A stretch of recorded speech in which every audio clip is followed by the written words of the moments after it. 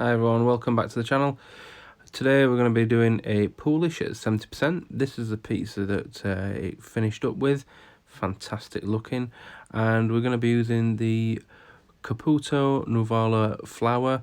Got this on Amazon for around £3 or £4 a bag. Sure you can get it cheaper elsewhere. So let's get down to business. So what we need first off is we need 500 grams of the pizza flour.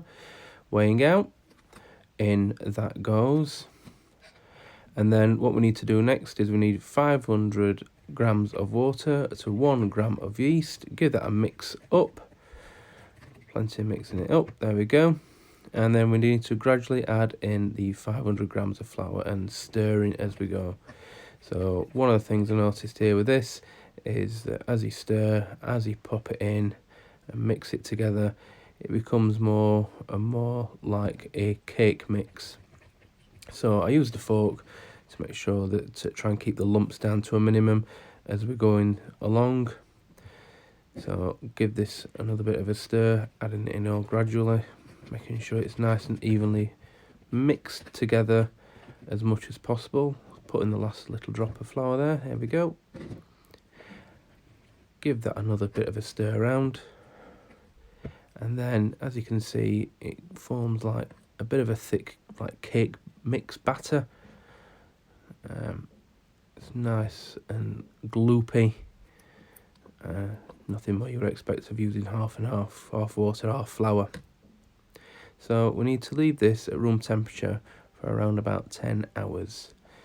So once we've done that, we need to pump up over a shower cap, or you can use cling film, shrink wrap, whatever works best for you. So after 10 hours, take off the cap, and then as you can see there, the yeast's been working away. There's plenty of air bubbles, air pockets. So we need now to turn that Poolish into some pizza dough. So add in 200 more grams of water and give that a mix round. And then what we need to do next is add in the rest of the flour. So we've got 500 grams remaining, so we're going to add this in gradually, and we're also going to add in some salt, and for that we need around 18 grams of that. Again, adding that in gradually, keep mixing, keep it mixing around, and then we need to add in some more flour, and again we'll add in a little bit more salt and keep mixing, and it really does start to come together like a pizza dough that we all know and love. That's all the flour in, this is all the salt in. So now it's just a case of really stirring it around, and it does become really more difficult now to stir with the fork.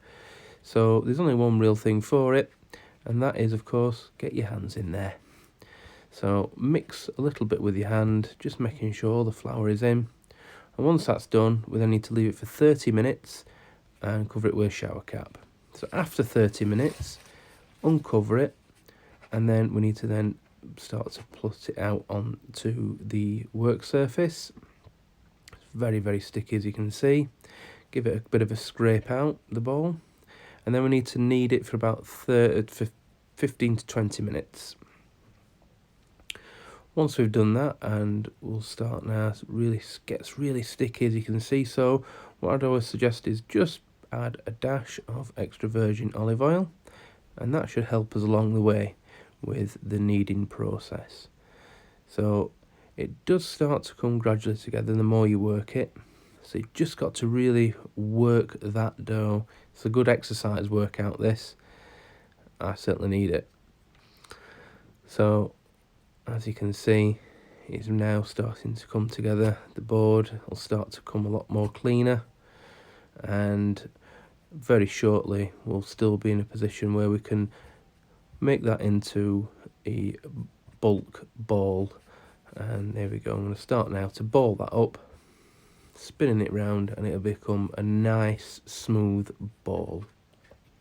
So here you go. Here's a bit more of a closer look at that. It's very, very smooth. Got a bit of a wobble. There we go. And once we've done inspecting that, we then need to cover it, and we need to leave it for around 30 minutes. So after 30 minutes, as you can see, it's expanded in size quite a bit. And it's now time to make some pizza balls. So I'm going to cut off around about 240 grams, just checking that on the scales. That's all okay. I'm going to shift that big ball of dough out in a minute, but whilst I'm doing that and struggling, I'll create the first pizza ball. So using the cupping method, there you go, spinning it round, just having a little bit of flour just to stop it from sticking to your hands. Pop it in the box, and away we go. So once they're all done, we then need to let them to rest for about 8 hours. And then we come to pizza time. So here we need to just make sure we've got plenty of flour on the board as we're stretching out that pizza base.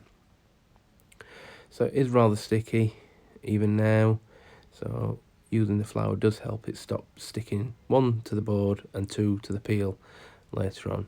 But before we do, we just need to make sure we wipe all that excess flour away, and as we're stretching it over the knuckles, you'll see some more dropping onto the board again. Knock that away, and then stretch the pizza base out a little bit further. That's about right. Now let's get some tomato sauce on. So plenty of tomato sauce being put on here. I like mine a little bit more chunky. If you like yours smooth, good. I don't mind that too. But for this one, just left a couple of chunks in there. On with the Parmigiano. And then we'll go in with some grated mozzarella. And then the next bit is we'll add some sun-dried tomatoes. I really do like sun-dried tomatoes on a pizza. Add a little bit of buffalo mozzarella on there. And then in with the pepperoni, just making sure I've got plenty of space, because the next thing I'm going to add on is a little bit of ham. So I like the prosciutto ham, and we shall put some of that on there. Just break it off, just peel it off. It's lovely, nice. Gives it a nice texture to the pizza, I always think. And then onto the peel, and the next stage is of course into the pizza oven. So in it goes, about 400 degrees on this pizza oven, and we'll warm the pizza peel up, the turning peel, and first off we'll give that a good 180 turn, and look at that. Wow, that looks fantastic. Nice coloration. Keep turning it just to make sure it gets evenly cooked all the way around, and look at that finished product. Looks fantastic. So here we go then. Have a listen to this crisp. Wow. Lovely, crispy pizza. Looks fantastic. Smells fantastic. And it sounds fantastic. So let's cut that up. And let's get that ready for the box. And what we'll do, just before I pop it in the pizza box, we'll open it up so you can see right inside that crust.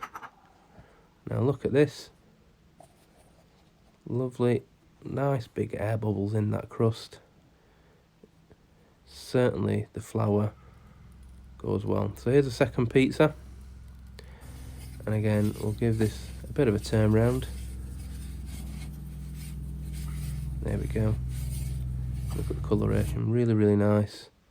They were fantastic pizzas. Both these pizzas were really, really nice. The Poolish method really gives you that crisp pizza, and I think the flour helps as well, as it's described on the packet.